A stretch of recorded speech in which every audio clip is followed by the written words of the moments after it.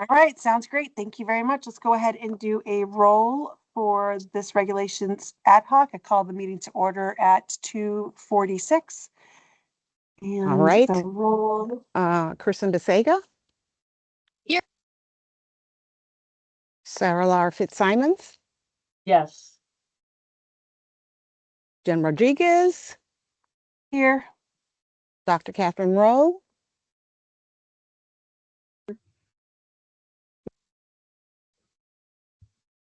I see She's you there. there. We can see Thank her. you. Yep. Margaret Gustafson. Here. Great, thank you. All right. I'm going to go ahead and get started. Thank you everyone for joining this extended session. Kristen informed us that she had a large batch, so lots of good work for us to do. And I appreciate the flexibility in the scheduling so that so many could attend. Go ahead and pull up the agenda here. So we need approval of minutes. Is there any adjustment or edit to the minutes from November 7th? Okay, seeing none, we will approve the minutes by general consensus. Perfect. All right, discussion action on presented language. So Kristen, which one would you like us to begin with? Let's go to 417, no new pathway. Okay. Regs 417. Yep. This was sent to Karen, and this was sent to us from Karen, all of the docs, or? Correct. It was sent on November 15th at 8:22 a.m. I actually sent it because, yes, I actually sent that one. It was November 15th.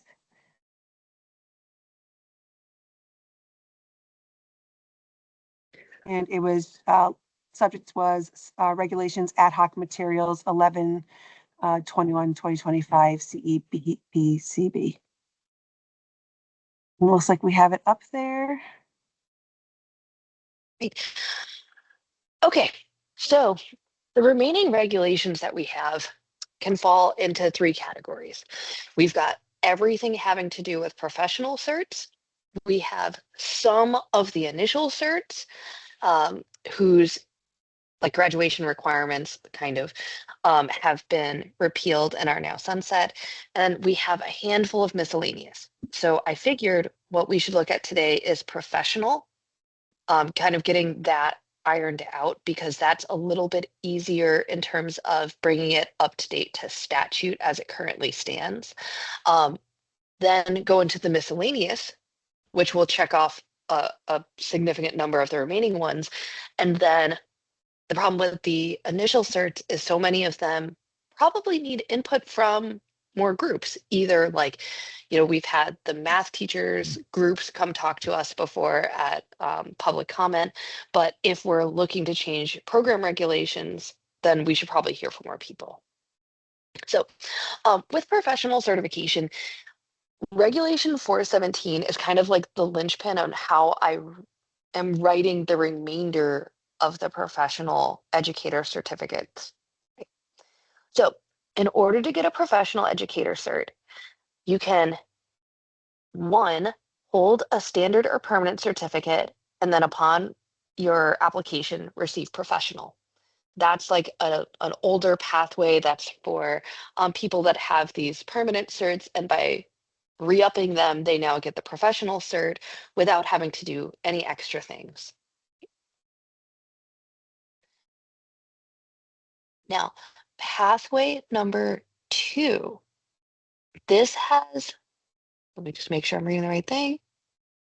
This has become not true anymore because of how the law has changed the pathway for professional.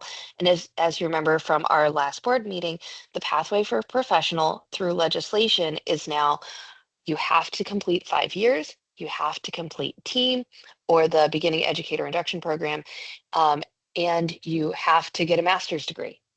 So the 2, 3, and so on, these are things that the legislation makes not true anymore.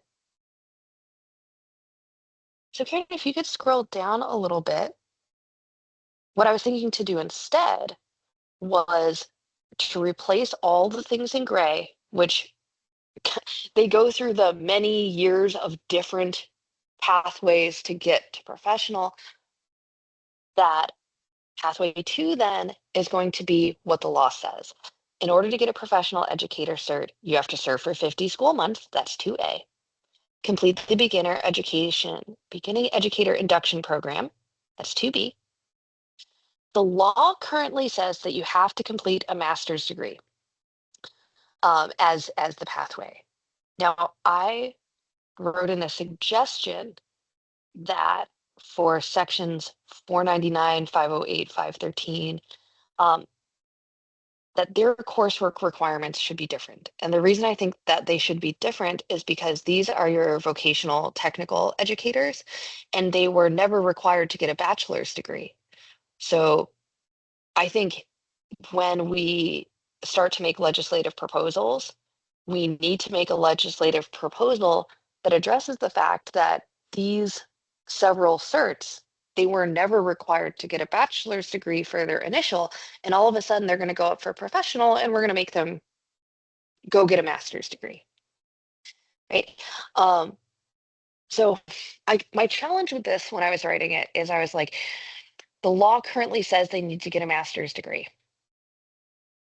However, if we can get something through this session that has a fix for these particular teachers, then do we want to write a regulation that matches the legislation that I think would be necessary to fix this for those teachers? And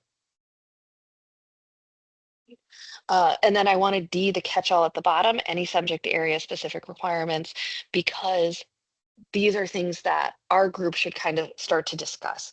Certain subject areas have other requirements, like bilingual. To get to professional for bilingual has other requirements that, the law now says that you just need the master's, the 5 years, the beginning educator induction program. But if our board thinks that the bilingual program with the requirements they put in is something we want to keep, then I highlighted those things in yellow. So I wanted this catch-all in D if there were requirements in specific professional educator things that we felt were necessary to keep and not let sunset or not let revert just back to the standard that's in the law. What do I have for questions? All right, Kaylin, go ahead, and then we will open up for questions. Mine is definitely not a question. It's more that we already have some proposed language for this. If you would like to use it as a tool, we had wrote a proposal for the policy committee to determine anyways, because we were concerned about these specific educators. So I'm happy to share that with you and the team, and you can look through it. I would love that. That would be great. Would that go in regulation 417 or would it go into like their specific sections? So 499, 508, 513? If they would probably go in their own specific sections, but you could, like you have here, have a stipulation.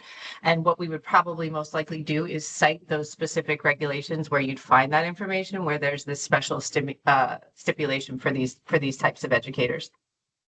Yeah. Because the other two people I wanted to ask about those like vocational certs was Shannon Merriman and Bob Sartoris, because they are more familiar with vocational technical. So if they look at your language and it looks good and we get a legislative proposal together, I think that would be a good thing to start sending over soon. So feel free to send them. That'll be great. I will send it over right now to you. I can't post it in the chat, but I'll send it over to everybody right now. Thank you. So is the intent then that we look that over before we decide on this, or there's portions of this that we should decide on now? Julianne?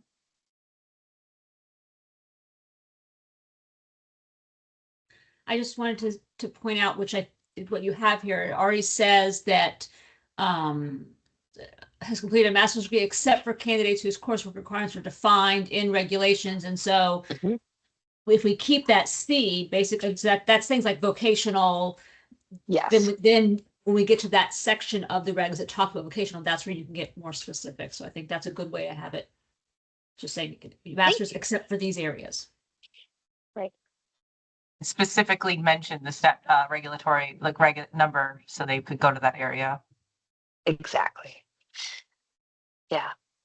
Yeah. So I guess my Mhm. only conflict with C was like, if we leave it like this, then that kind of oversteps what the law says, which currently says master's degree.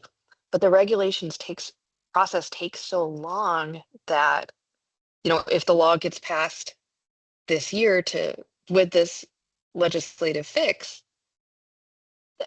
yeah. So I think it should be this way because these candidates never had to get a bachelor's degree before, and so the master's degree bar isn't really appropriate. Um, Yeah, and I think when we're thinking about legislative fixes, typically there's lead time on that. So even if it goes through session, it wouldn't be enacted right away. So it would allow us to still have the regulation fix. And then once it goes into action, then we can make additional adjustments to the regulations if we need to. But typically there's a lead time from the session to when it actually is implemented. So I think that would make sense to just go ahead with what we have here. And then based on whatever the implementation suggestion might be in the legislative language, we would then revisit it.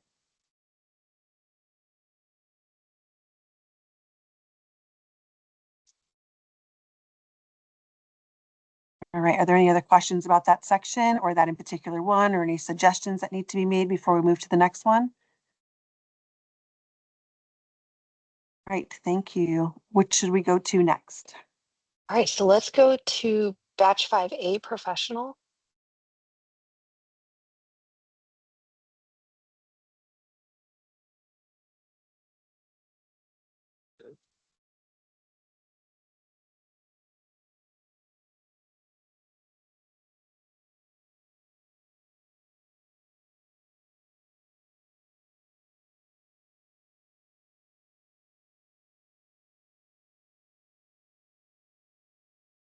Okay, so the way I split these up is that anything that was going to sunset, so that's, your 433, 438, etc. These are going to be repealed entirely anyways, and so they should get replaced with language that meets the law. So they're all going to have this boilerplate initial language. So to receive a professional educator certificate for that subject, an applicant shall present evidence of meeting the requirements in section 417. Now, if that certification had other requirements that were in the existing language for professional in those regulations, I left it there in yellow, but I also put some language in based on, oh gosh, I'm going to forget the number. There was a public act having to do with dyslexia and reading disabilities. It was in chapter 166 of the general statute. That's not helpful. But in any case, the thing with the statute is that it says these additional requirements for specific certs, for early childhood, for remedial reading, for remedial language arts, and that combined early childhood, like the integrated early childhood cert. So for integrated early childhood, the legislation says that an applicant seeking an integrated early childhood and special education endorsement who has not already completed a planned program shall present evidence of completing a program of study of not fewer than 12 clock hours in the diagnosis, remediation, and remediation of reading and language arts. And this is coming from statute, so the 12 clock hours is how the statute was worded. So a challenge for this is that in the statute, it specifies that the applicant is supposed to have these requirements whether they're getting an initial, a professional, or a cross endorsement. One thing that I did leave out from statute is the statute requires a practicum in which they're like doing their student teaching in remedial reading and language arts at this grade level, because these are people who are going up for their professional educator certificate. They've already had at least 5 years in the classroom. I would think that the 5 years in the classroom is more rigorous than the practicum that the law requires, right? So I highlighted that in yellow because it's not currently in the regulations. It does match the language of a law, and I know that the certification staff had pointed out, like, is there perhaps a problem with including this language in terms of like the NASTEC and interstate agreements? Because in those, if you're not always looking at the transcript, you might not know if they completed this study. So what are people's thoughts for 433?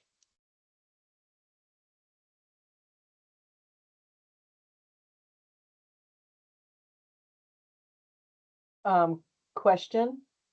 I Go ahead, don't Sarah. know. What is the number of, for a practicum? So this would be 12 hours above and beyond the practicum. Am I understanding that correctly? Yes, but it could be done within a special education class. So if you had a special education class that in your class you studied for 12 hours diagnosis and remediation of reading and language arts, dyslexia and structured interventions, if you took a special Yep. education course that had this material in it, you would meet the law. And then the other challenge, and this is not our board problem, this is an ODRD problem, is they're actually supposed to be able to confirm that everybody who falls into these 4 certs matches the statutory requirement. I don't know how they go about confirming that. So I thought that was a challenge we have.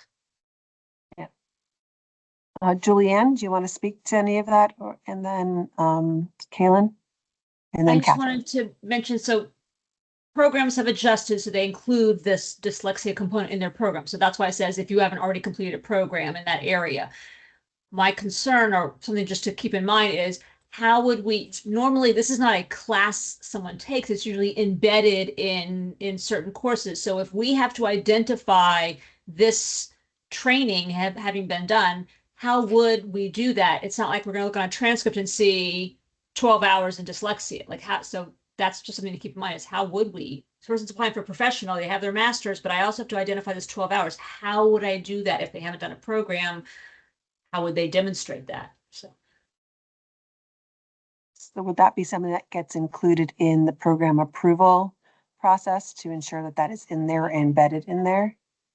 well, it is improved if it's a program, they are embedding it now. We know that. This is saying if you have not completed a planned program. So let's say you came in through enhanced reciprocity, you got an initial, and now you're ready to move to professional. How am I going to confirm that you have this 12 hours? Because it's not something that even if I said, send me your transcript, even the Connecticut transcripts don't say, here's your dyslexia, because it's embedded. Right. Thank you. I think we have Kaylin next and then Catherine Rowe. And also, like, just moving on to Julianne's point, aside from enhanced reciprocity, if someone comes in through the NASDAQ interstate agreement and they give us the ED 125 form, that waives all additional coursework requirements. Like, that's part of the agreement. So now it's like, is this something we're communicating for them when we issue their cert? Like, you're going to have to demonstrate this. And my second point was, I thought with the dyslexia legislation that if, something wasn't included in the program, there's also workaround professional learning at the district level. So an ODRD, can support that as well, was my understanding. And please correct me if I'm wrong. This just kind of these educators, if we were to put this into place, say if they came from another state and they didn't do a Connecticut program, or maybe they came from another country, or maybe they applied for certification based on experience, this would be something that would need to be a part of communication to that educator up front. If it was going to be handled, let's say, in professional learning hours within an employment of a school district. Thank you. I think Dr. Rowe. Well, Julianne and Kaylin both addressed both issues that I was going to address. The only question I have, and it's not a question, it's a little bit of a statement. I don't have some specifics, but I was on an AACTE meeting earlier this week, and we did talk about the science of reading, and I think that's emanating from the dyslexia from federal guidelines, and maybe somebody can address that because I don't know this at the federal level, but it's my understanding that this is something that's going to be permeating across the country theoretically. And I do know that our New York, New Jersey, Delaware, Pennsylvania colleagues are also going through this same, I'll just say, implementation process, right? So maybe would that address anything for interstate, Kaylin? Or is this something that maybe we can bring to It's just within interstate, though, it's the agreement lies in the ED 125 form. If they have it, then we're not looking for coursework. That's part of the agreement, because every state, as you know, has their own laws and regulations, and we have enhanced reciprocity with Delaware, Pennsylvania, all those states you just mentioned. But if someone's coming from California and they have the 125, then they might not have what they need. And our team, anybody who's analyzing transcripts would have to be, sure on how to ask for it. Then it would turn into course descriptions, analyzation from ODRD, if it needed to be done through coursework. But if it can be done through professional learning once they're employed, that could be another outlet. Right. That's the piece here that we don't have any language on, that professional learning that could take place when they're fulfilling a need in the district. I feel like this would be a great conversation to have with a member of ODRD for them to look at it and tell what it could look like at the district level in the event that someone doesn't do a program in Connecticut and these components were not included in said program.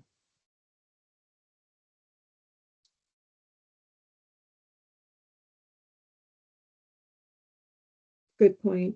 I think that they're involved in a workshop right now. Yeah, no. Yeah, I don't think they can say it. Do you mind just blowing this up a little bit too, making it a little larger? Sorry, I'm having a hard time seeing the screen from this. Thank you. Sure. Sarah, go ahead.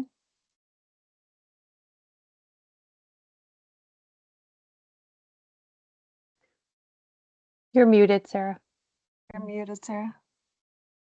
I just was saying, in addition to the Office of Dyslexia, there's right to read legislation also in grades K to 3. And so I don't know if this is something we should talk to people in the reading literacy office as well as ODRD, or even legislators, because there's legislation connected to reading that connects to this as well. And I know there is a push to get those additional professional development hours for all teachers around structured literacy. Thank you, Sarah. Shahrazad, I see your hand is up. Yeah, I just have a clarifying question. So this is something that currently exists in statute. Is that correct? And it's just Yes. being carried down to the regulations. So this is already a requirement. So how does this work? So for those of you who are dealing with candidates coming from out of state and that sort of thing, like how is this addressed now? That's part of the work of the ODRD with what they're doing as far as at the district level for professional learning. That's one thing that they've definitely done, was reviewing programs, working directly with our EEPPs, but that's definitely something that has not been outlined yet for out-of-state program completers. My understanding, at least on our end, we have not been notified of that. And our understanding was there was a push for, like you said, through statute with professional learning around structured literacy. Okay, and is it the case that some of these requirements might be changing as a result of the work of the dyslexia working group? So is there like additional change sort of coming down the pipeline? That I would say, let's bring someone in from dyslexia. They would be able to speak to that better than we could. Okay. Maybe Julianne can speak to it better than I. Well, I guess one thing I just wanted to put on the, sorry, really quick, what I wanted to put on the table is that, and I don't know, if maybe this is a better subject for our meeting on Monday, but, because all of the body of regulations that refers to any kind of, like course and credit requirements for people who are seeking different certifications is sort of subject to review as part of that whole program approval process. I'm just wondering if like we should make sure all those conversations are combined. So like as the early childhood working group is kind of doing its work to figure out the kind of competencies it wants to sort of like institutionalize for that certificate, like all of these other little pieces will be implicated in that. And so just a sort of a like wanting to make sure we have a process for staying consistent across the entire body of regulations. So that whatever approaches are decided on in one space are the same as what's applied in other spaces. And then also that we're taking into consideration any new requirements that might be coming. Thank you. It's definitely Julie? something we have to constantly consider, just as I'm sure you can imagine with our legislative session changing every year. It's constant collaboration cross-divisionally on how that's going to roll out in our districts. But yes, it's a very strong point. I think it's something that we should definitely talk to them about when we meet on Monday, and perhaps bringing someone in from dyslexia would be beneficial to that conversation. Thank you. And is Kristen looped into that conversation for Monday? Yes. Okay, perfect. All right, we have some hands up here, so I'm gonna go to Julianne and then Sarah.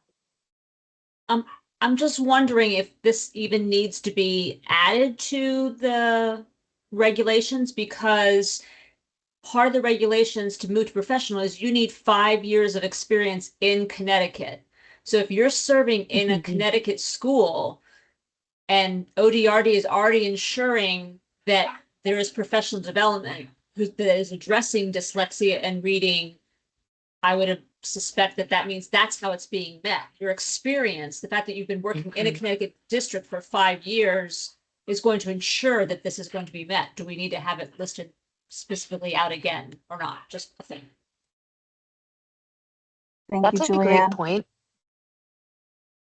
Because then if we have 417, which says you have to serve for 5 years in Connecticut, and they're going to do that as their ongoing professional development in their 18 hours of professional development per year, then, right.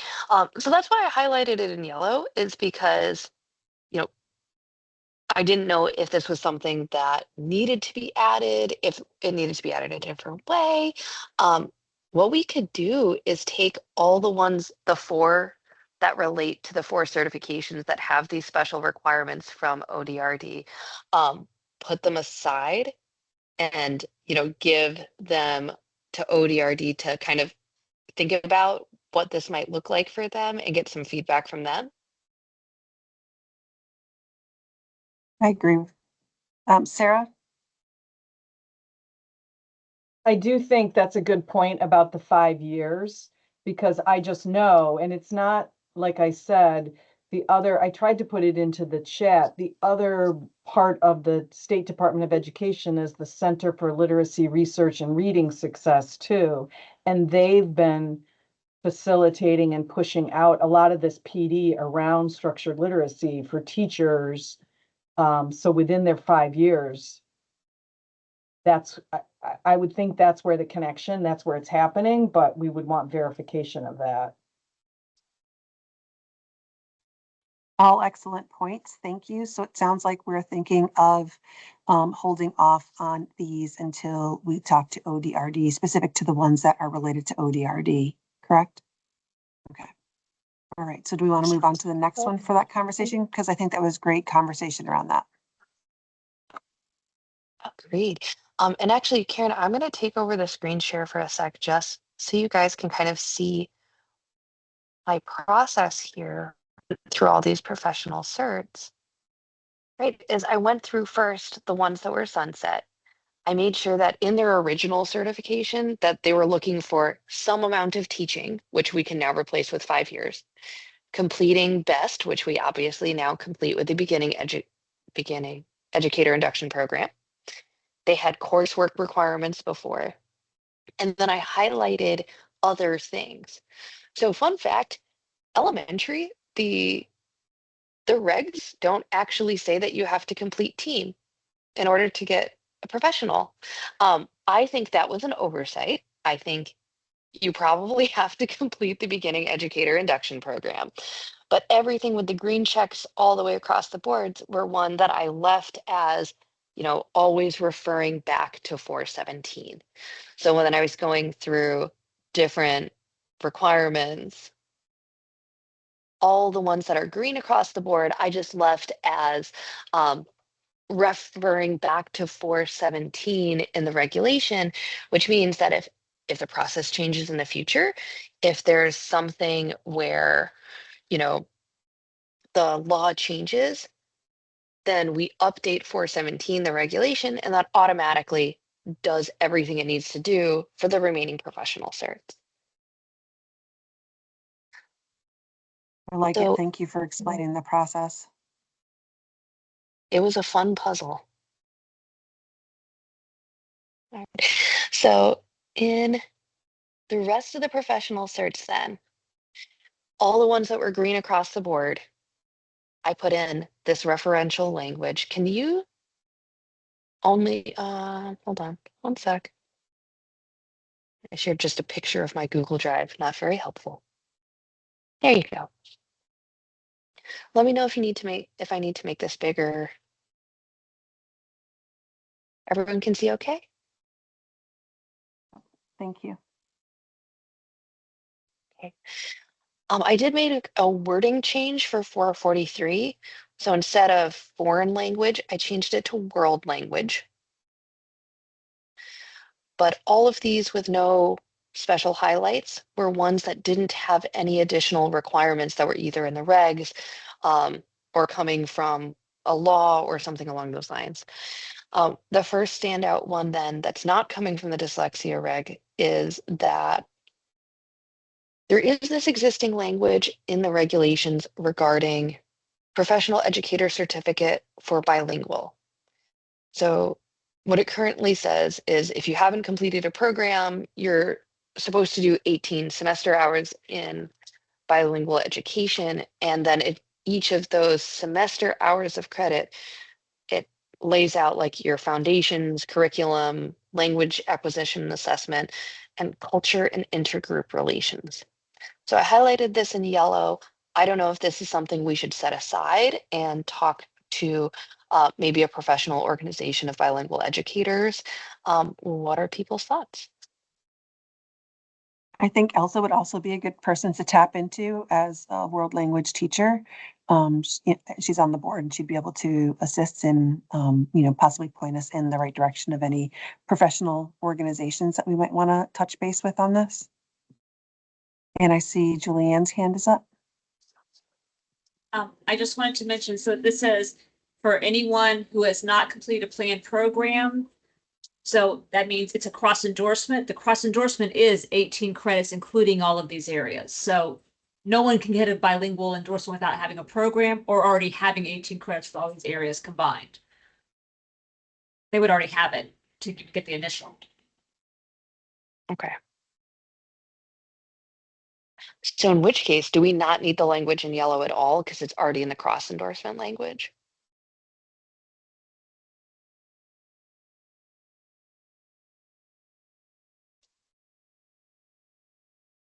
So A, B, C, and D would be removed, or are you just talking about that portion of for those applicants to the following? All of it be removed is what the suggestion is?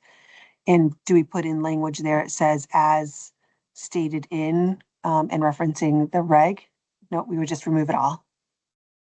I don't think we need any of the yellow because to even get the endorsement to begin with, you have to have either done a planned program or you have to have those 18 credits. This is just repeating what you already had. But it's saying to get professional, you have to have met the requirements. So you already had to meet the initial. I don't think that anything in yellow is needed at all. Love that. That's great. Okay. I will be stepping away Wanna- for a couple minutes and handing off to Kristen. I have to handle some dismissal, so I'll be back shortly. Okay, so when, at the end of the meeting, when I make this motion, I'm gonna say, move everything, and then in 479, without language in yellow.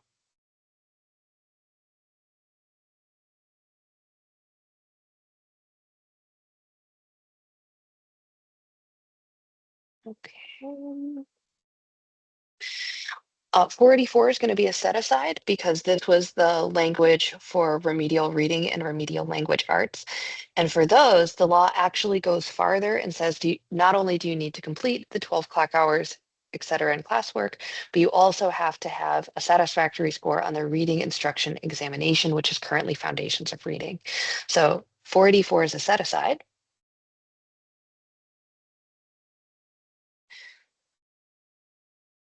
Everything in white are the things that have green checks across the board. So they already required, or they already meet statute. 542 is a set aside. For the dyslexia. Okay, and there were a number of professionals educator certificate requirements whose regulations are out of date or not making sense because of how the law changed. So I listed all those sections there. But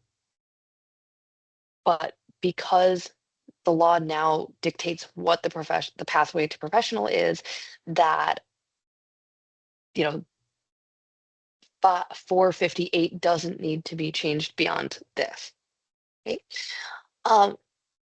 Library media I had put in yellow because their coursework had this additional requirement that it has to specifically be a master's degree in a specific field from a specific type of institution.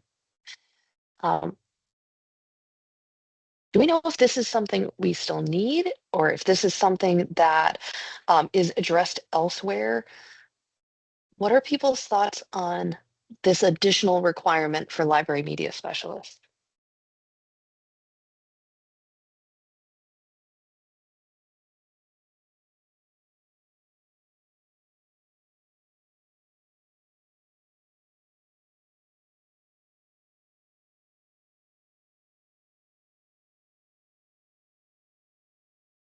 So in 417, they need to teach in Connecticut for 5 years, complete team/best, get a master's degree, but specifically their master's degree has to be in school library media or a 6-year program or from an approved institution in another field with additional library media specialist hours after.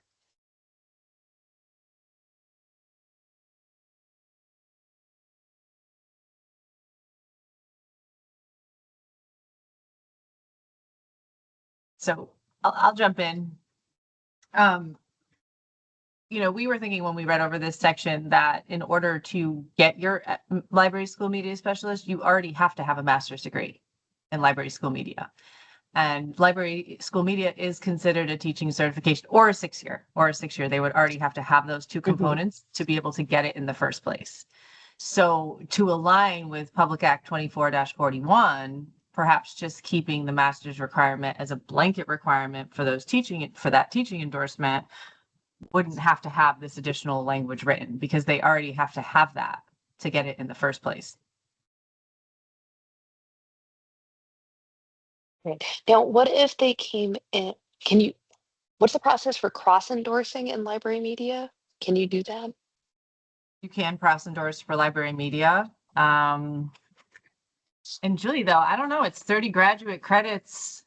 21 of them can be in library media specialty and 9 can have to be focused on school library media. Let me just look for the cross endorsement. Right. Sorry, Yeah. I have people blowing leaves right outside my window, so I'm having a really hard time hearing. So that's why I was like calling Taylor, like, say this. So this is like the bilingual. So to get a certificate for this, you have to have already completed a program for school library media, or you have to have 30 graduate credits in school library media. Now, what the regs Right. say is Mhm. we can take out of those 30 credits, we can take up to 21 credits in educational technology, but 9 have to be specific to school library media. So again, anyone, whether it's a cross endorsement or initial program, they have to already have a master's degree with a focus either in school library media or ed tech with the school library of media. So kind of like bilingual, this is just repeating what's already required to get it in the first place. Fair. And is that true? That's all, okay, that's also true for the cross endorsement? Yes. Yes. Yes, For the okay, cross I just endorsement, found they it. would That's have what to I was looking verify for. 30, yeah, no, that's okay. They would have to verify the 30 credits, graduate credits rather, in school library or I'm sorry, up to 21 in technology systems and library systems. And then up to Mhm. 9 have to be focused on school library media. But it's still Perfect. 30 graduate credits regardless, even if it's a cross endorsement. Right. And I think I saw similar things with like school psychs and school social workers. Their initial already required a master's, so they've already met that requirement. Good for them. Okay, And in so that when I document that I sent you motion today, in, Kristen, sorry, and in that document I sent you today, we break that down in each area for schools, for school psychologists and for school counselors, because they already have, you know, a requirement. So it's very specific to them. So you'll see when you read that. yeah, Yeah, to move to professional for school psychologists or counselors, they actually have to have a certain number. It's not just a master's. So you can, the law now says you need a master's, but you actually need currently until they're taken away, you need 45 graduate credits to advance school psychology, and you need 60 graduate credits to advance um counseling. speech So and the other way around. language. 45 for counseling Okay. and 60 for school psychology. Okay. And then I think the speech and language also has a similar like increased amount of requirements, right? Speech and language doesn't need anything else because you already have to have this Okay. advanced master's in speech and language. So there's no additional requirements for that or for school social worker, because you already have to have the master's. Right. Yeah. So with those, I'd written down that they have they're green across the board because they did their masters already. They did their masters early. Okay. So I am good. We're moving yellow when I come to moving this language forward. Okay.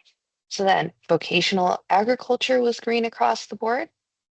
Health occupations was green across the board.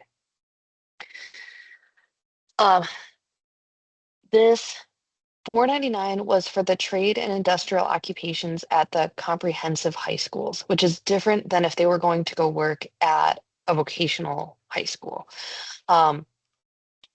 So with these, the current language says that they have to complete a planned program of vocational education with a certain amount of credits being for professional education, with some reading, some psychology of learning, some audio visual education. So yellow I put in because it's the existing language in the regulations, and I'll zoom out a little bit so it all fits on the screen at the same time, right?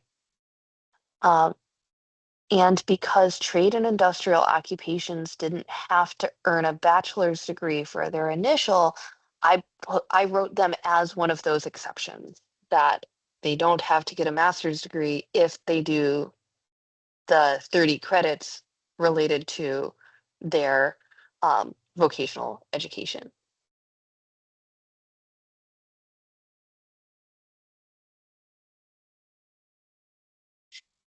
So I'm thinking this one probably should be a set aside anyways, because the language is outdated. Like, who even does audiovisual education anymore? But the intention is good. Like, we want some alternate pathway for these teachers that doesn't involve, like, you know, going back to get your bachelor's and then going to get your master's, right? So if everyone's good with it, I'm gonna set 499 aside because this is the one that Kaylin says she has some proposed language for, and we want to like bring more people on board to talk about like vocational educational requirements.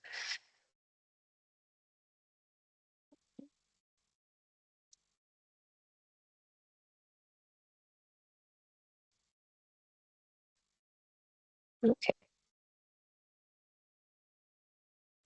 So marketing, cooperative work education, those are both ones that or green across the board.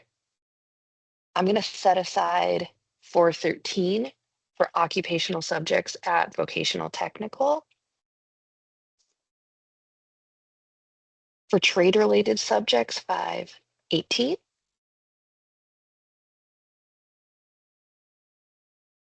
For 523, I didn't set it aside because for nurse education, they already needed to get a bachelor's or more for their undergraduate, right? I forget if it was a bachelor's or a master's for their initial certificate, sorry. So keeping the regular process for 417 would be fine, even though practical nurse education and health, is at a vocational school, they already had to have a bachelor's degree or higher. 528 is going to be a set aside because that's vocational technical. 532, I'm not super familiar with this certification. So this is a vocational technical school administrator. So presumably this is someone like in my chart for them, I said that in order to get the initial, they already needed a master's degree and 9 semester hours of graduate credits. And on top of it, like the regulation that's currently in place also says that they can substitute working as a school administrator in lieu of successful teaching and gives more specifics about the graduate credits that they need to take. Julianne. I just wanted to mention that the VT schools stopped hiring anyone under this endorsement a long time ago. This was like in lieu of an 092. It was like an 092 for vocational schools, and they now require their administrators to hold an 092. So we don't even issue that endorsement any longer. I mean, it's I think it's still in the books. It exists. It was an 082, but they haven't been hiring under them. And so when it applies for 082, we're like, no, you really need to get the 092. Gotcha. So would it be better that we suggest 532 and the related other regulations for vocational technical school administrator to sunset? Because no one's going to get a new initial cert in this. And no one's going to receive a new professional cert in this. Would it make sense for us to recommend, I'll get the numbers, recommend that 529, 530, 531, and 532 all sunset because no one is getting these certificates anymore?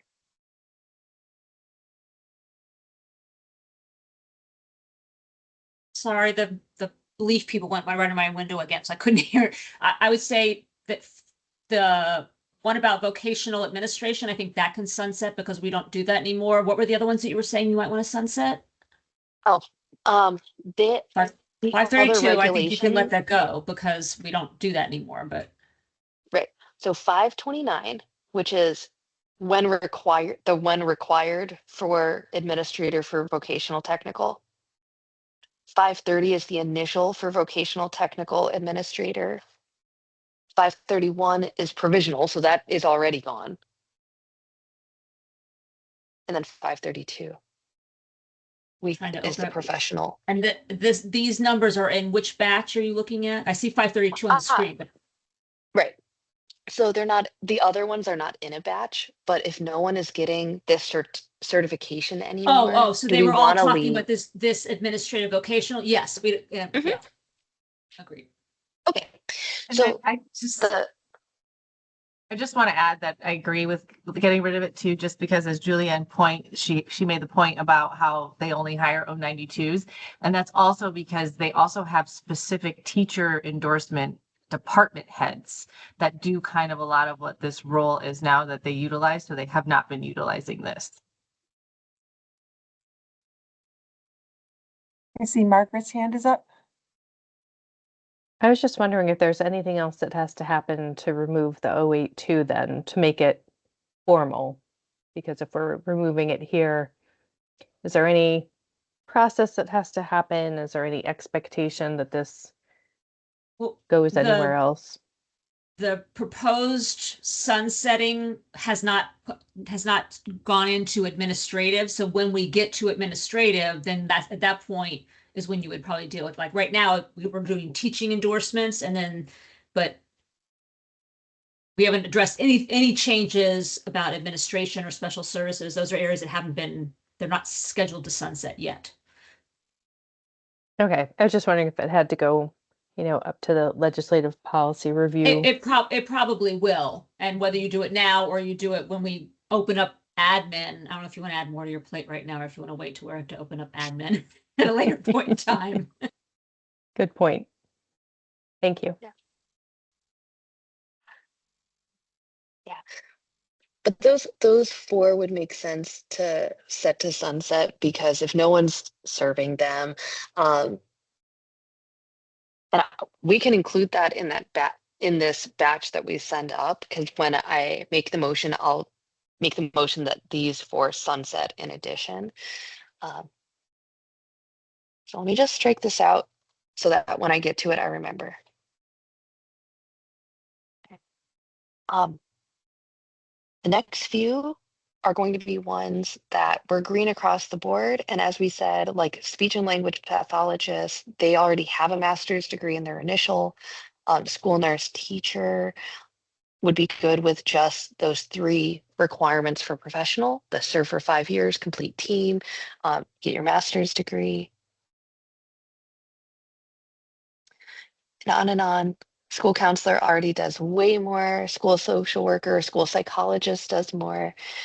We have school marriage and family therapist that I thought was strange just because I haven't seen that before. Is that another certificate that we still give out? Or is it something that like someone could come in from out of state with this cert? It's a brand new endorsement.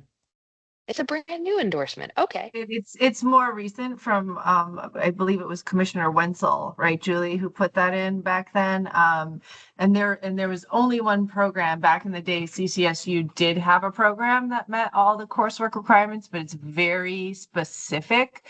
So it's not very common that we actually issue these. So this might be something the board might want to consider about what would be appropriate for consideration to create a plan program or to have specific coursework outlined in order to obtain it.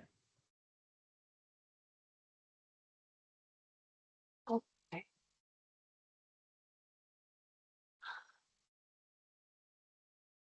Okay, 471 is a set aside because that's the that'll go to the dyslexia group. 476, 581, 587, and 591 are all administrators. So in order for them to get a professional administrator cert or department chairperson cert or superintendent of schools cert, they obviously have already completed a master's degree. They've already taught for 5 years in Connecticut and they've already completed team. So I think that those are fine just to self-refer back to 417. Are there any questions or things I am missing on these 4 administrator certs? Julianne? So to obtain the superintendent, you need a master's plus 30. So obviously Yep. they're going to have more than the master's. To obtain the 092 though, it's a master's plus 18 and the current regs, again, which we haven't opened up admin yet, says they need to do a national 12. So to move to professional, they have to have a master's plus 30. The new statute only says master's. So the thought is when you get to administrator, do you want to say all you need is the 18 beyond, you never need to do 30 beyond or not. Mm. That's the only thing to think about. Yeah. Right, and I think we have Kaylin. Two things in that document I just sent you today, Kristen. It speaks specifically to the requirements to advance to professional for an O92 holder. So that's something to consider, as Julianne said. And I also just located the marriage and family therapist regs. If you'd like me to specifically share them with you as like it's a separate page. It's very laid out for what exactly the program needs to entail and what exactly the coursework is within said program. Okay. Is that for getting their initial cert or for getting their professional cert?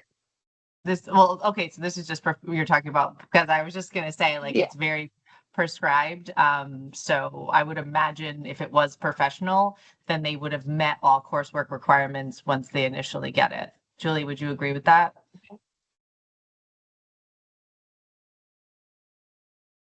Feels like she's I'm- looking. I'm looking to find when it was added and yeah, because we get these so rarely, I'm not familiar with the requirements even it's- for the.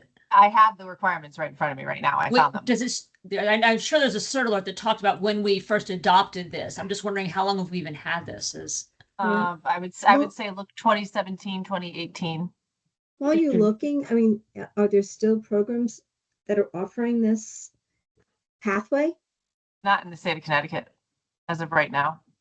Okay, so Like I we have said, an al- CCSU did have one years ago and it just kind of fit the mold of what the original regs were. Mhm, But not that I know of now of any universities offering this option. right, usually that's a different pathway, right, through, Yeah, so through the health correct. department, right? So, Julianne will find, I don't think we can go in the chat for this meeting, but if you can find that cert alert, or I can look for it, it speaks specifically to it.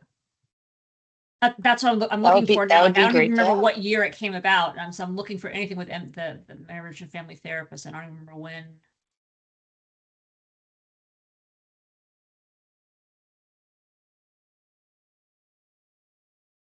No, but I really appreciate your question about, for obtaining your administrator cert, that you're supposed to also have additional coursework beyond the master's degree, and this would get rid of it.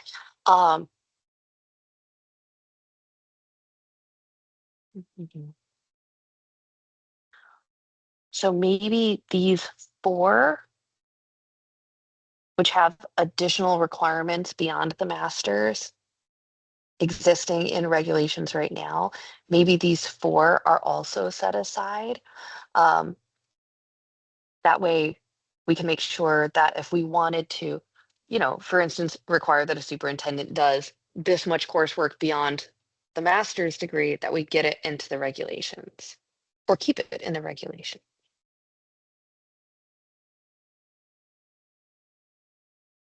Let me do that right now and put a highlighter so I remember.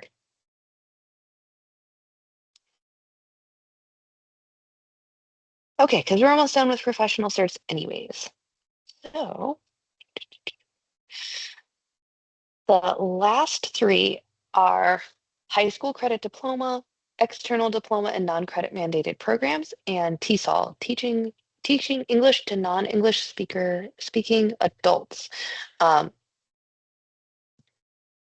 For these, when I looked through their regs, they needed a combination of teaching for a certain number of years and completing BEST and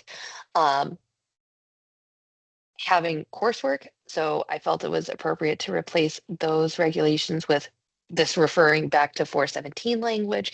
Are there any questions or things I'm missing?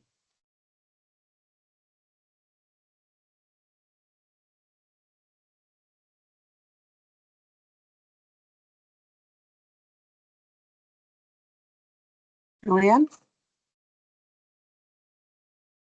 My only thought to put out there for consideration is adult educators, they need to have a bachelor's degree, and currently the requirement says you need 30 credits beyond to advance.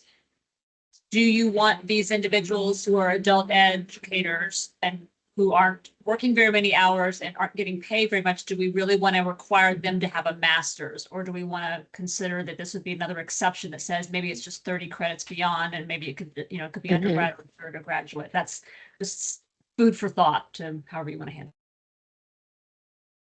it.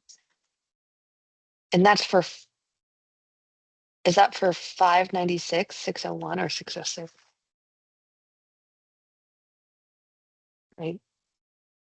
Would it be for any of them? For all, yeah, for all three of the Okay, adult ed for all three. endorsements. Yeah. Again, do you want to say now you need a master's too, or do you want to reconsider that those might be pulled aside, kind of like the vocational? Yes, these people do need a bachelor, so it's not like the vocational who may only have a high school diploma, but just, again, something for the board to think about. But for adult educators in particular, I'm not sure, Yeah. again, because of the like a few hours, the amount of pay that they like, I just seems a lot to ask them to get a master's degree. But again, Right, that's- because so if the you say go back current to 417, regulation- they're going to have to have a master's. right. So the current regulation for them says, you know, has completed not less than 30 semester hours of credit beyond the bachelor's degree, and such coursework need not necessarily lead to a master's degree and may include graduate or undergraduate courses. And then it goes on to like list some specific things. But I think it would make sense to set aside if they were being held to this standard before, not to significantly make it more onerous for them. Right. Just in the earlier section when it says you're excluding and it lists the vocational ones, you might want to also exclude, you know, these as well, because they're kind of a different category, I think, at least. Right. So in which case, I'm gonna go make that edit in the earlier part.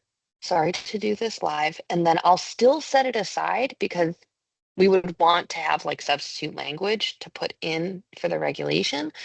So the only thing I'm gonna go change is in 417 to go back and add those three as set asides for special consideration.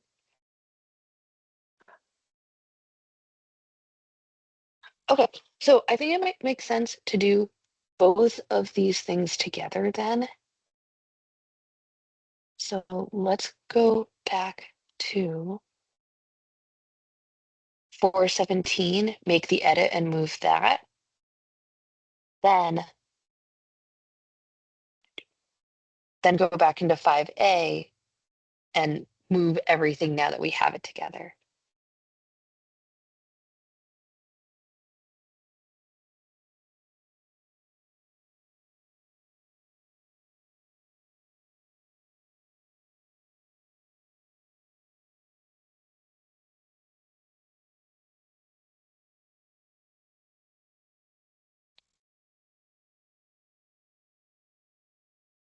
So in 517, I'm adding in 596,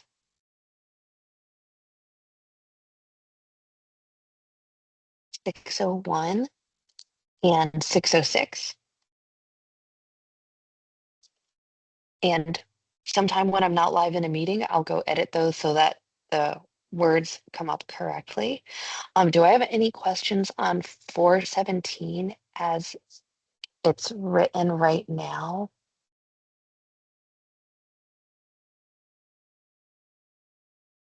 I don't see any questions currently, Kristen.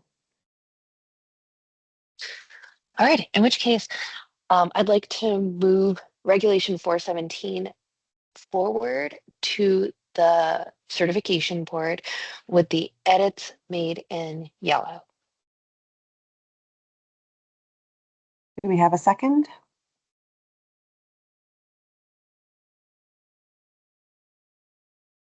I see a hand raised from Margaret.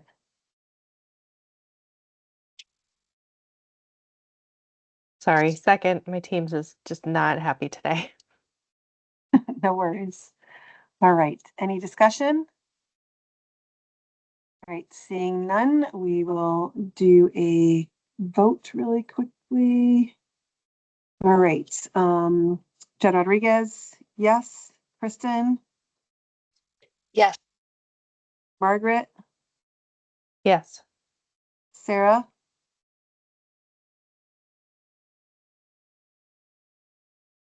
still there? We'll go over to Catherine. Yes. All right. And Sarah is off camera right this second, but I believe the motion carries with the 3. Thank you. Great. So the next portion you want to do is, So let's move 5A with all of the edits and hold-offs. So I move batch 5A professional certs to the certification board with set-asides of 433, 484, 542, and 571 for going back to ODRD, with removing the yellow language from 479, which I'm just going to do live.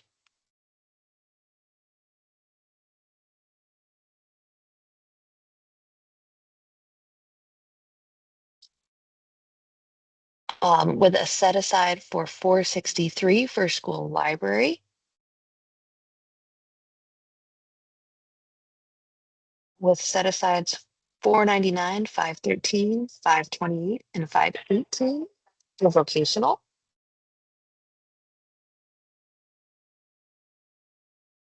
I'm sorry, Kristen, can you repeat that again? 499, 513? 499, 513, 528, and 518.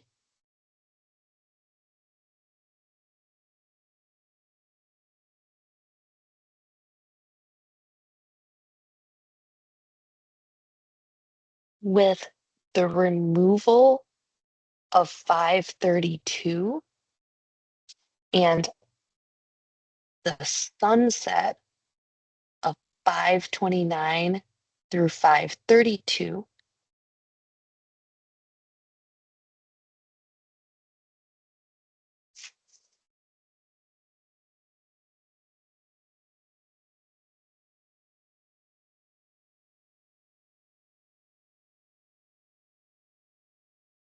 Setting aside 576, 581, 587 for administrators.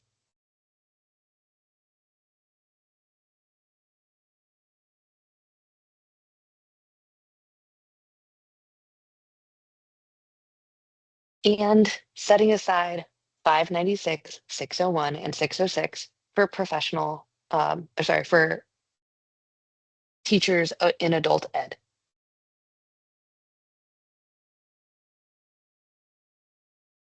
all right, do we have a second on that motion? Rose, second. All right, Catherine Rowe is a second. Any discussion? All right, seeing none, we will take it to a vote. Jen Rodriguez, yes. Kristen, Yeah. Margaret, Yes. Sarah, Yes. and Dr. Rowe. Catherine, Yes. thank you. All right, onward. Thank you for that work and discussion and the background knowledge of SDE. We appreciate that.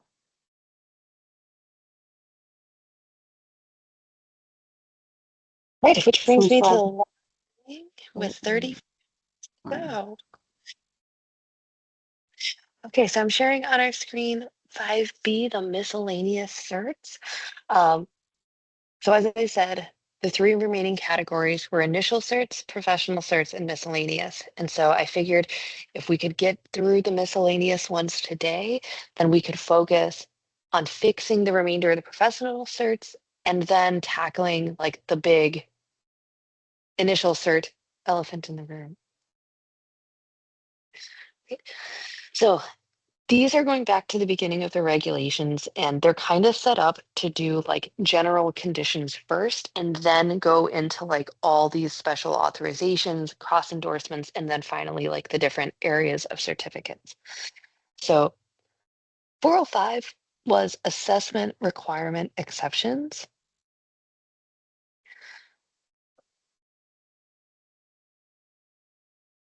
So I believe A was no longer necessary because praxis 1 was no longer necessary. B, I edited to match 404, the current testing requirements. So now it's saying praxis, actful, and other subject area assessments, so we don't have to sit there and list all of them. The existing language in the regulations did already have these as how you can defer testing. So you could defer testing by residing in a state other than Connecticut, or if you have graduated from a teacher prep program at an approved institution from out of state. I think this one was supposed to be like for people who are coming in who've completed a program, they haven't done their testing, they move to Connecticut, and then they have some time to get their test done. Julianne?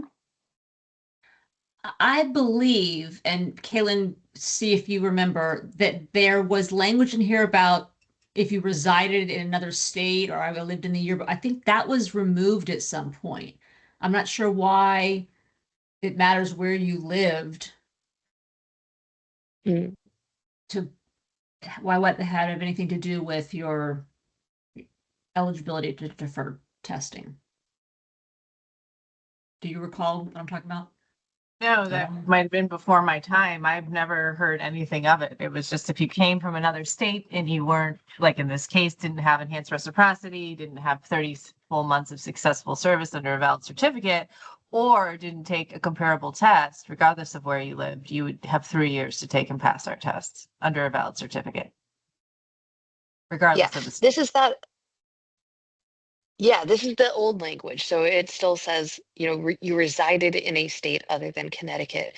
So how can we So edit just- this Just to to reflect the say, existing Why does it practice? matter where you lived the year before? Like that, I'm not sure why that language Right. is there. maybe they said that because if you did a Connecticut program, you would have had to do testing before you got recommended anyways. Mm. I don't know. This is a long time ago, before my time of working here for sure.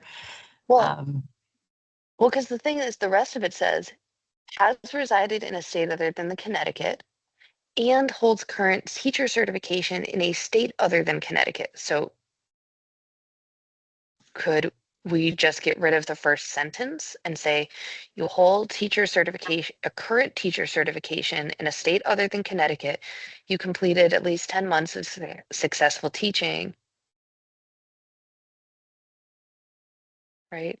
I don't know if that's Would like removing the even first, the 10, I don't even think the 10 months is applicable, right, Julie? Because they could come here under a program and just not have an equivalent test and they Well, with yeah, the so ones 2 is I did a program like NASDAQ program. 2 is I did a Yes. program, so yes, I can defer the testing.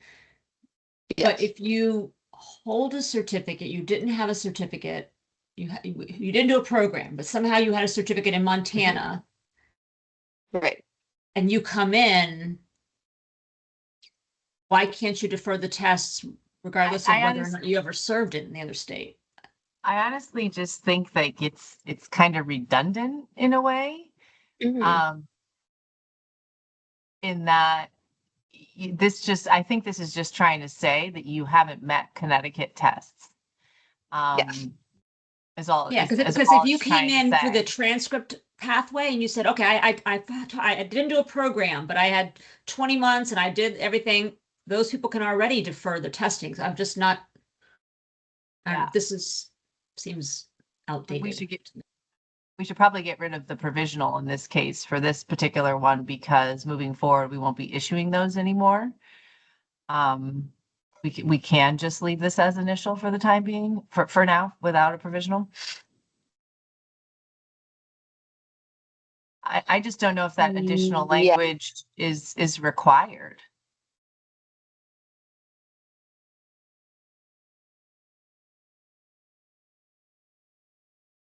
get rid of Margaret, go ahead. provisional. I would just think it's also limiting, and we're trying to make things as broad as possible. And so if the person lived in another state 2 years ago, we would still want them to be able to apply.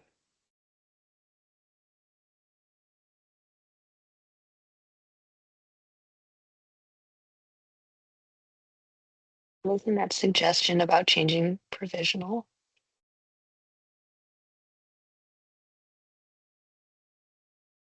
Anyone have suggestions for wording for one then?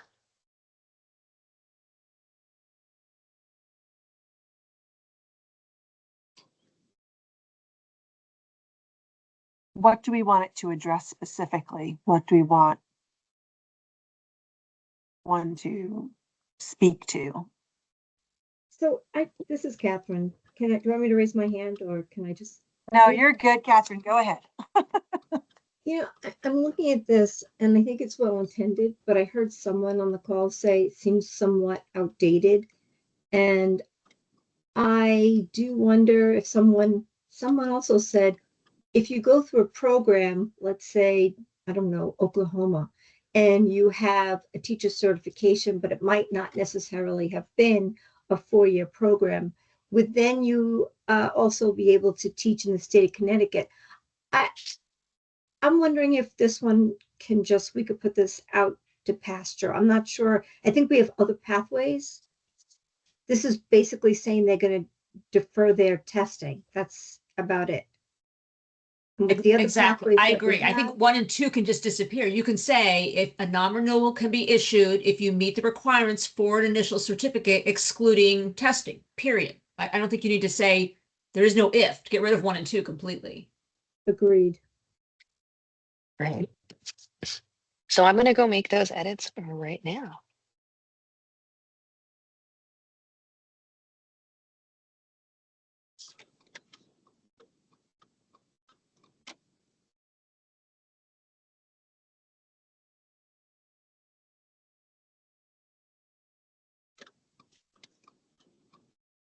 And and that way, Karen, when I make a motion, you don't have to get all the typing. Sorry for that.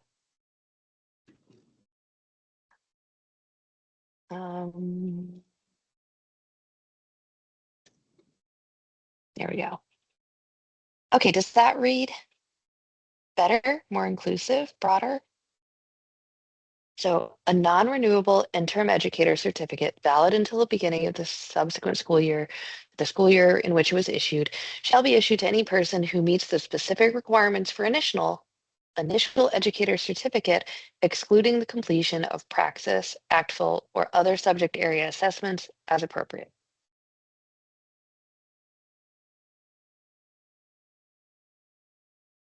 Beautiful.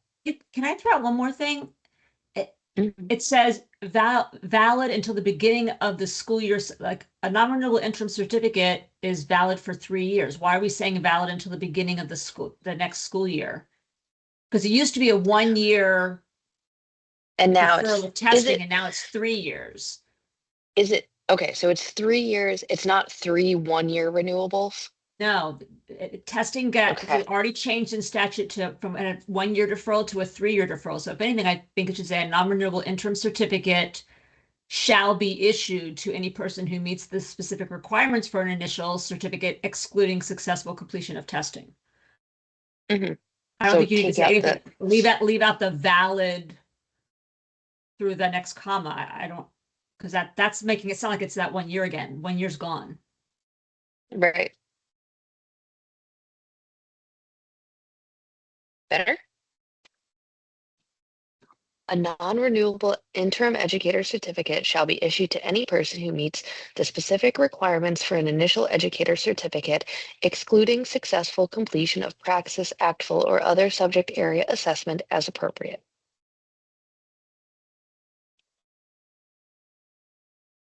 Excellent.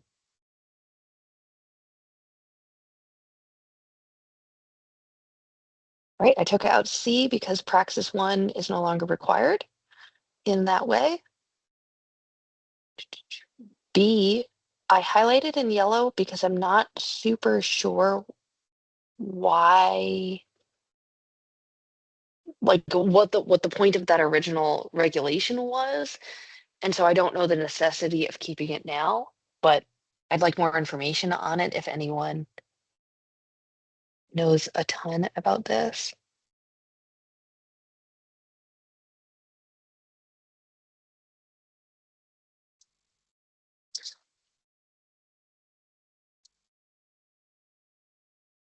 I suspect, because we've never had any testing for school business administrator, it was just another way of saying you don't need Praxis 1, but no one needs Praxis 1. So I think you can just delete it because And there there's is no testing. additional testing for them.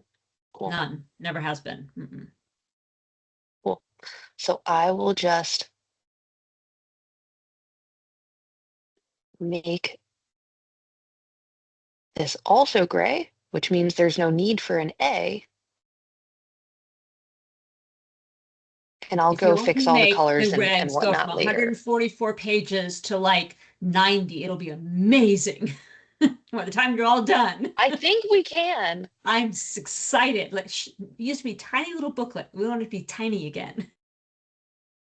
Someday. Okay, in which case we don't need this heading to say A because there's no other sections that remain in this regulation, and I'll go fix all the colors and formatting later. 406, acceptability of coursework. Coursework requirements for credit shall be acceptable if the study has been completed at an approved institution, except as otherwise provided in this section, or except as provided by section 423 and 424 of these regulations. Now, I wrote down what those two were and no longer have them in front of me. So 423 is a coaching permit, and 424 is temporary coaching permit. So this one is saying that it should be from an approved institution. Unless you're going to get a coaching permit, then your coursework can be done somewhere else, right? It also has this cut out or carve out for B for Charter Oak College, where you can do college credit if you take courses through Charter Oak College. Any suggestions on 406?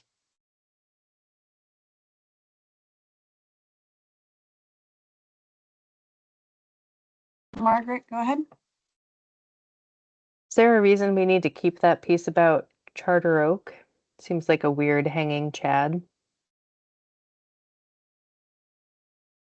I haven't heard that phrase in a long time.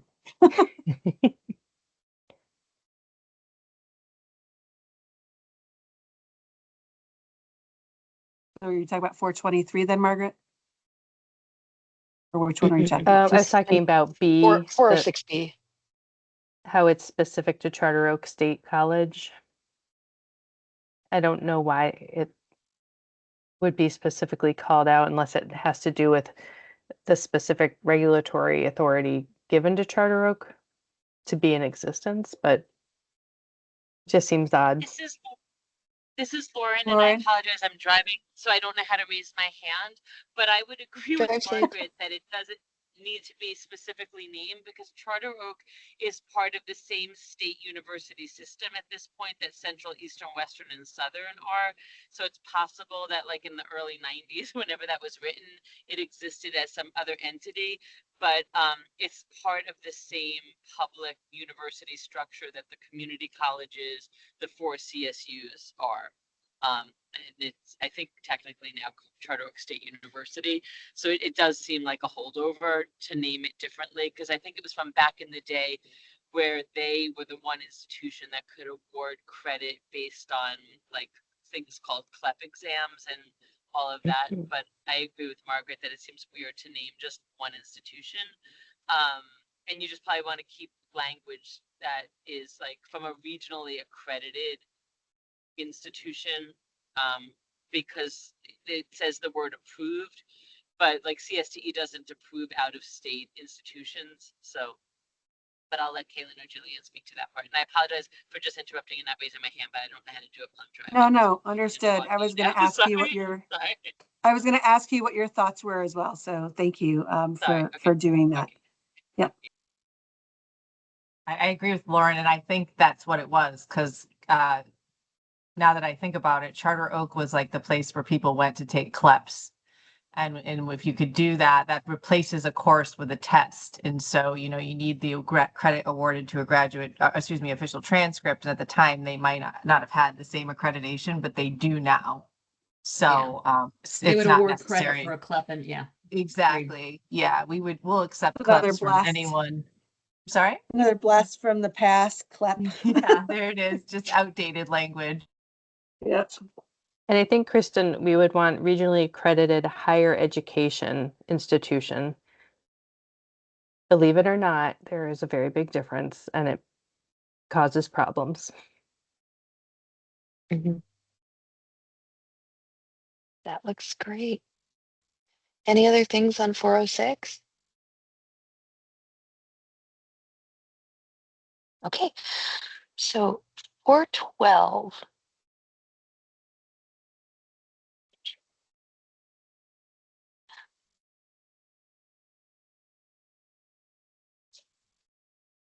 There was some reason I put 412 back to the ad hoc, because this has already actually gone to the board, right? The initial educator one.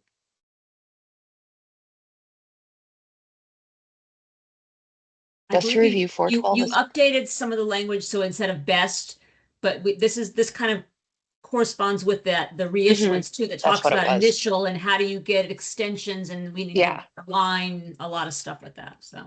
And this So- might be a conversation for this group about looking at this, you know, and do we want to make a change to 24-41 instead of saying, do we want to renew up to 3 times for 1 year once? Do we want to consider something like a Yes. balance of time situation where we don't have to make the educator do that?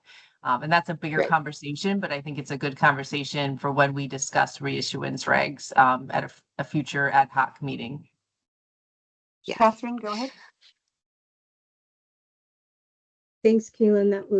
I hope that somebody wrote that down because that was that was really important, and this is totally unrelated. So just being nitpick, yeah, that's exactly what I was going to say. So whatever language we use for that new teacher induction, I think it should be consistent because I wasn't quite sure what the new teacher education and mentoring was. So I just wanted to bring that up. I guess you're changing Yeah. that? Okay. Yeah. So Thank you. in all the other places, I had been calling it Beginning Educator Induction Program. And when I went to review Public Act 2441, they referred to it by its current name, which was the Teacher Education and Mentoring Program. That's the TEAM acronym. So when I was like going back and forth between the law and the reg, I switched it to match the law, but I had been previously using Beginning Educator Induction Program. There is a section of the regs that we'll have to look at some point, which is like the definitions. And what I would want to do is put in the definitions, define beginning educator induction program, and say, for example, team.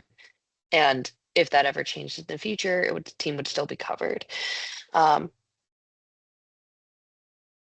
But I believe we actually have already gone through most of this before, but just to recap, 412A, we already sent forward because that was the part that was like the pathway, like how do you get your initial cert? So it was the one that talked about you can get it through going through ARC and getting your 90-day certificate and having your superintendent sign off. It's the transcript experience pathway. It's the graduate from a planned program with the your Yes, sign off from your conditions of EQP. issuance. So yeah, we Yes. could do that. Yeah, so 412A we've done. 412B, this highlighted part, which I'm highlighting right now, was called out specifically in the Public Act, which is why that's included. But I can't think of like when an assessment team reviewing the performance would grant an extension. It could. Does anyone have could any idea be- what the legislature meant by that? my only guess is if maybe they're meaning like the team program. So maybe the extension might be given because you haven't completed team, and that's why they're calling it an assessment team, and they're being broad about it. Kaylin?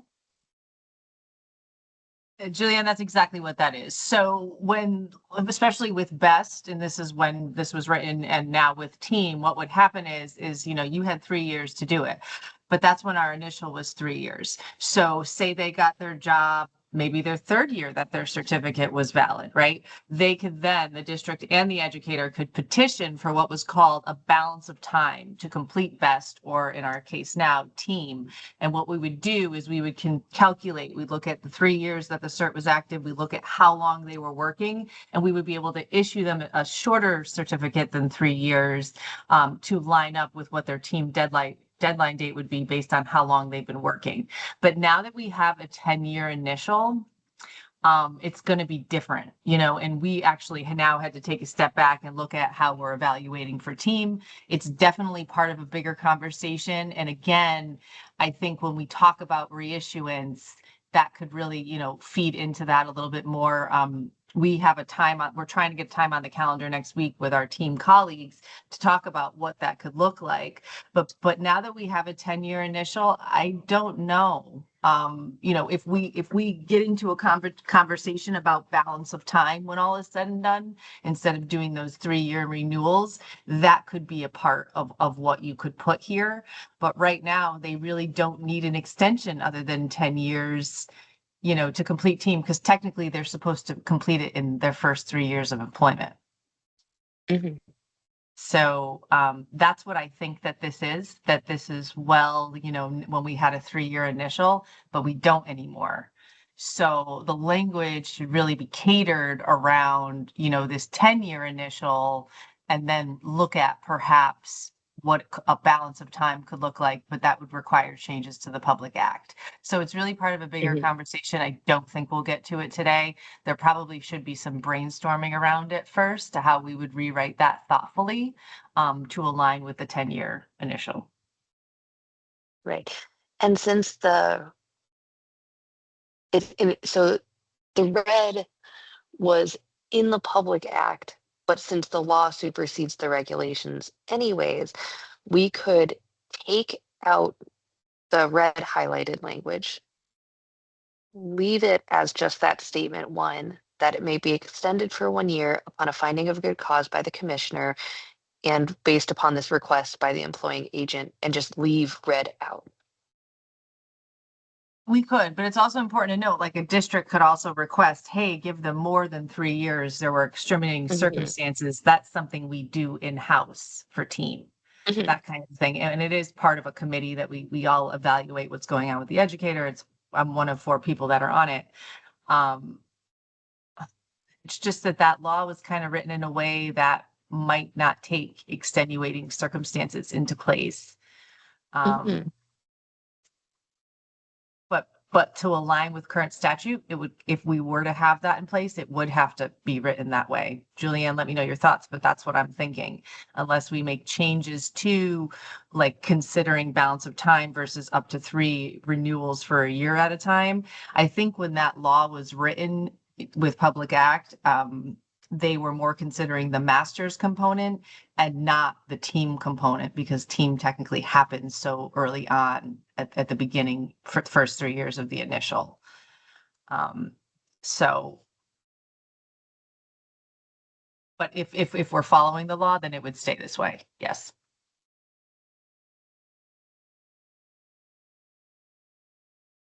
But I just don't know who this assessment team is. Right, because team is not really an assessment. It's like a mentoring program. But if we're Best yeah, was an but if we're assessment. looking at the language that was there before, I can see that why that would be that way is my point. Right. Yeah. Sarah?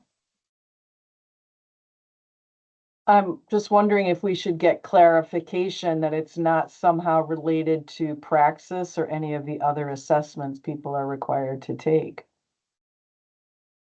as like a workaround. I don't know if it would be for other assessments, because this would be, you already have your initial educator cert. you've had it for 10 years now, and they're going to extend it for 1 extra year. Right? Well, you're getting your master's degree or you're otherwise finishing the requirements for professional. Catherine? It says finding a good cause by the commissioner, right? So would that mean, and I will just say, in higher education, when you do a special assessment, it's something's come up and we need to do a deeper dive into what's going on with the professional for whatever that reason is. So if how I looked at that when I read that before this meeting was finding a good cause by the commissioner based upon a request by the employing agent or the assessment team, which could be the chair of a department doing evaluation. That's kind of how I looked at that. That is how I looked at it.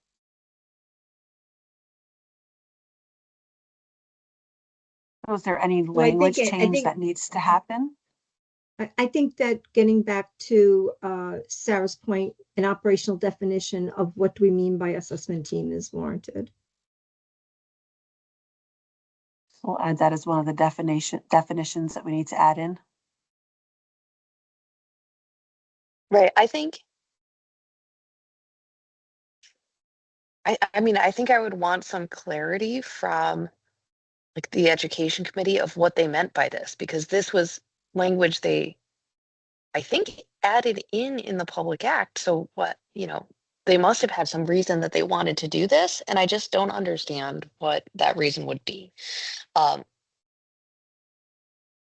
So because the other thing is we have all this set of definitions and assessment team isn't in there. So it would be the only place that it shows up in the regulations if we leave it like this. But what I'm thinking is, since the law supersedes the regulations and the law says this language in red, if we delete the language in red, then ask for some clarification from the legislators and see like what was the legislative intent of this part of the language, that we could come back and look at it again later.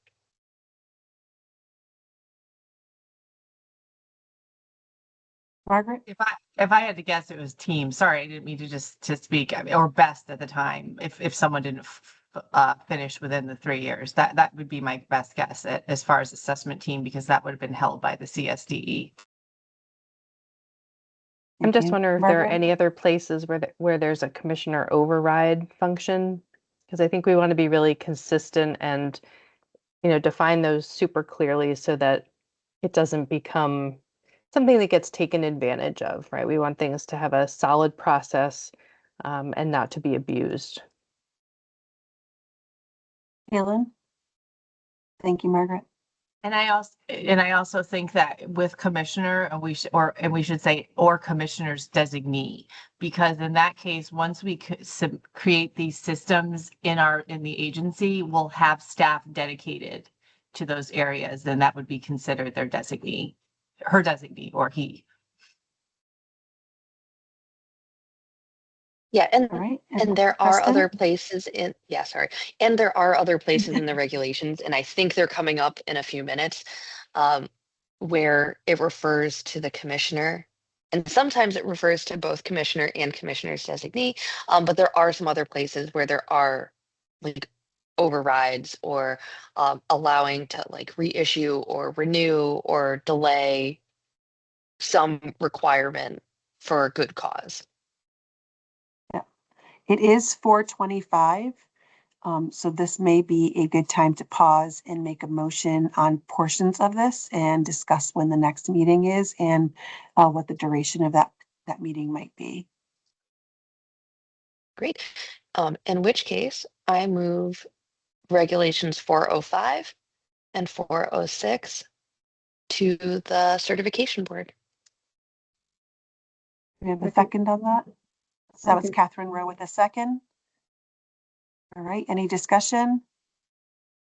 All right, seeing none, we will go to the vote. Jen Rodriguez, yes. Kristen? Yeah. Margaret? Yes. Sarah? Yes. And Catherine? Yes. Okay, the motion passes. So we'll move this to the next board meeting in December as an actionable item.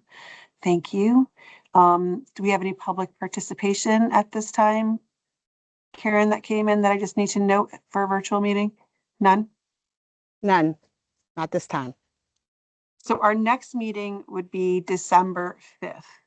Do we want to have an extended meeting to get through the remainder of this and any other ones that Kristen might bring forward again, or would we want the 1 hour? Margaret?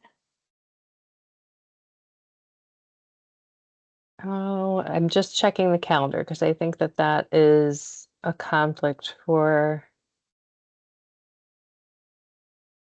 the SDE staff and for me. We have a union event. Okay. SDE has a function too, has a holiday function for SDE employees. Yeah, that the three of particular us, day. the three of us will be going to that event, Lauren, Julianne and I, and that's from 12 to 4. Yes. So 12 to 4. As you should.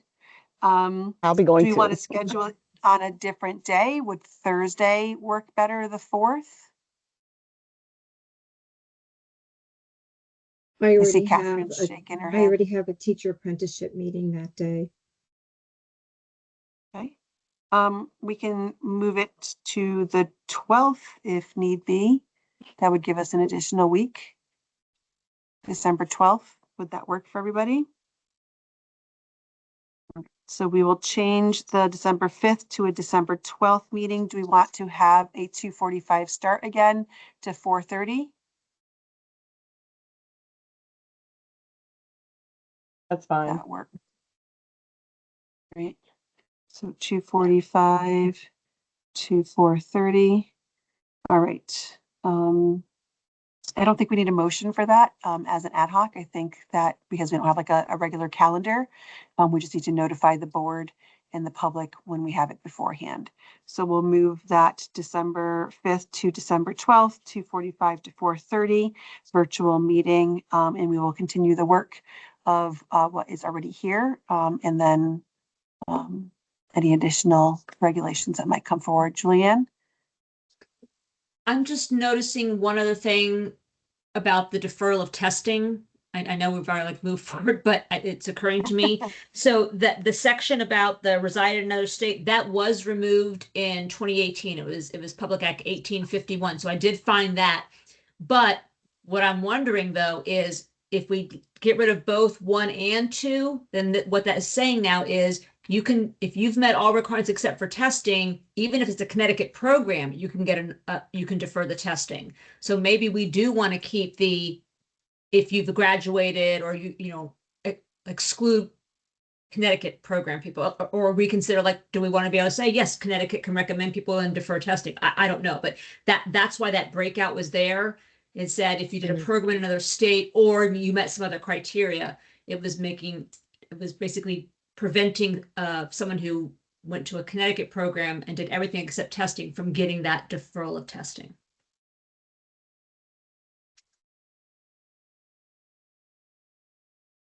Thank you.